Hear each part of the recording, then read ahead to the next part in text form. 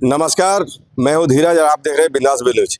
इस वक्त मैं जिला मुख्यालय कोडरमा में हूँ, जहाँ पर डीसी साहब की अध्यक्षता में एक मीटिंग हुई, जिसमें सैनिक स्कूल में कार्यरत कॉन्ट्रेक्चुअल और सोर्सिंग मजदूरों की जो मामला था, जो जिनको हटाया गया था, उस मामले को लेकर वार्ता हुई। क्या कुछ वार्ता हुआ जानते हैं यहाँ पर माधव जी, जिला परिषद सदस्य। माधव जी, क्या था आज का मैटर, क्या किस मुद्दे पर आज का डिसीजन हुआ? सैनिक स्कूल में जो कार्यरत मजदूर हैं वो आउटसोर्सिंग से विगत 3 सालों से कर रहे हैं, लेकिन जो पूर्व में किया था, जो सिस्टम था नया, जो कंपनी लिया है, जो टेंडर लिया है, वो उसका फॉलो नहीं कर रहा था। वो कम पैसे में 10,000 रुपये में काम कराना चाहता था, तो ये लोग काम नहीं किया। वो बोला हम 10,000 में काम, जो पहले से काम कर रहे हैं 18 साल से, 20 साल से, 50 साल से, 80 से, 85 से, 90 से जो मजदूर वहाँ काम कर रहे हैं, उन लोगों ने 10,000 में काम नहीं शुरू किया। तो अब इसके बाद में वो नहीं रखा, तो सभी लेबर यहाँ डीसी साहब के यहाँ आए, हम लोग भी आए, प्रतिनिधि उस इलाके के सामने दिया कि मैं कमेटी बनाता हूँ। कमेटी अपना रिपोर्ट दे दिया और रिपोर्ट के आधार पर आज बात हुआ, जिसमें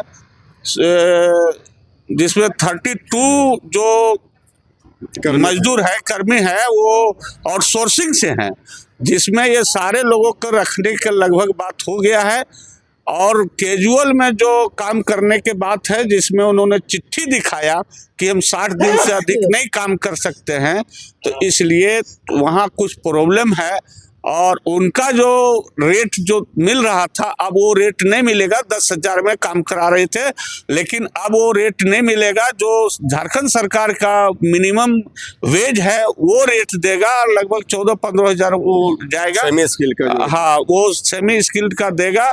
तो जो सैनिक स्कूल के वर्षों से कार्यरत जितने मजदूर थे, अपनी बात डीसी साहब के पास जो आवेदन दिए थे, यहाँ इन्होंने रखा है, उनके साथ इंसाफ हुआ है, उनको रखने की बात हुई है। कुछ उसमें जो मजदूर हैं, उनको जो उनका कहना था, प्रिंसिपल का कहना था, प्रबंधन के कहना था, इन लोगों ने डिसिप्लिन मेंटेन नहीं किया है, उनको वो नोटिस देंगे और उनका जवाब उनको दे देंगे। मजदूर की तरफ से जवाब दे दिया जाएगा। लेकिन हम जितने प्रतिनिधि थे, हम लोगों ने, सारे लोगों ने कहा कि अगर छोटी मोटी गलती हुई है उसको माफ़ करिए, और जो वर्षों से काम कर रहे हैं उनको आप तवज्जो दीजिए, प्रायोरिटी दीजिए। चूँकि जो बाहर से आप मजदूर लाइएगा, वो उसमें इफिशिएंसी नहीं होगी।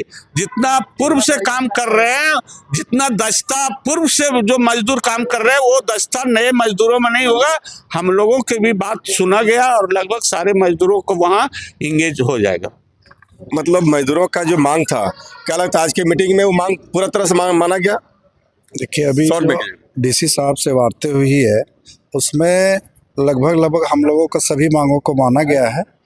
बस जो 7 लेबर का बात था, बस उसी को लेकर अभी जो नोटिस करेंगे डीसी साहब, और वो लोग जो आपस में फिर अपना जवाब देंगे, बस उसी पर आधारित रहेगा। बाकी सुचारू रूप से काम तो चलता ही रहेगा। आप मजदूरों के हक की लड़ाई लड़ रहे थे। अभी 50 का जो मामला था, मिनिस्ट्री ऑफ डिफेंस का जो हवाला दिया सर ने कि मिनिस्ट्री ऑफ डिफेंस का जो गाइडलाइन है, उसमें 50 साल से ऊपर के मजदूर इसमें काम नहीं कर सकते हैं। तो इस बिना पर तो आप उनको बाहर जाना पड़ेगा। और क्वार्टर खाली करने का भी आदेश है, क्योंकि जो स्कूल प्रबंधन है वो क्वार्टर खाली करने का भी आदेश दिया है। तो ऐसे में आप किस नज़रिए से देखते हैं? चूँकि पहले ये रूल नहीं था और मिनिस्ट्री ऑफ डिफेंस का रूल को पालन भी हो रहा था, 60 ईयर्स का तक काम मिल रहा था, लेकिन अभी जो मामला गड़बड़ हुआ, इसमें इसको किस नज़र से देखते हैं आप? देखिए, हम लोग न्याय प्रिय आदमी है, हम लोग कानून को मानने वाले लोग हैं।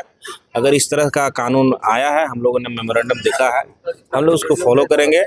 रह गई कुछ जो बातें हैं, हम लोग जिला प्रशासन से, उपायुक्त महोदय से हम लोग बहुत उम्मीद और आशा के साथ आज हम लोग इस वार्ता में आए थे, और लगभग की बातें हम लोग के मान चुके हैं ये सैनिक स्कूल और वहाँ के जो ठेकेदार है। रह गई कुछ 6-7 स्टाफ की बात थी, जिस पर डीसी साहब ने आश्वस्त किए हम लोगों को कि उन लोगों को एक नोटिस दे करके उन लोगों को हम एक हिदायत के तौर पर कि दोबारा इस तरह गलती ना हो।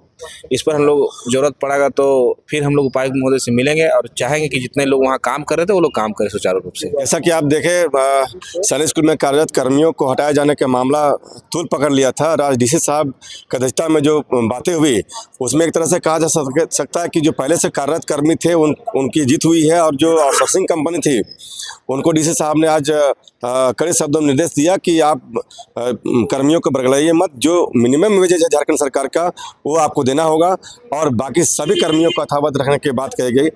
आप देख रहे थे बिंदास बोल धीरज कुमार के साथ, धन्यवाद।